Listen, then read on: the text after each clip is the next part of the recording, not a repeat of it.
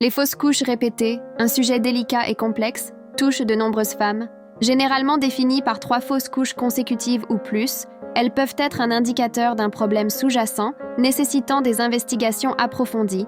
L'identification de la cause est essentielle pour mieux orienter le traitement et apporter un soutien adéquat aux femmes concernées. Tout commence souvent par un bilan hormonal. Les examens, y compris le dosage de la progestérone, permettent de vérifier une éventuelle insuffisance lutéale, condition où une production insuffisante de progestérone pourrait compromettre le maintien de la grossesse. En parallèle, le dosage de la TSH permet d'évaluer la fonction thyroïdienne, un facteur parfois négligé mais crucial. Enfin, la prolactine est testée pour s'assurer qu'elle ne dépasse pas des seuils pouvant interférer avec la fertilité. Ces simples dosages peuvent déjà éclairer le chemin vers une meilleure compréhension des échecs répétitifs.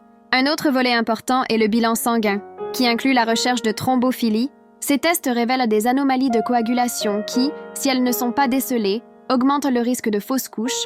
Par ailleurs, l'évaluation des anticoagulants circulants et un test pour le syndrome des antiphospholipides permettent de mettre en lumière des anticorps pouvant perturber le bon déroulement d'une grossesse. Les examens chromosomiques, souvent réalisés par le biais de karyotypes parentaux, visent à identifier des anomalies génétiques pouvant être transmises.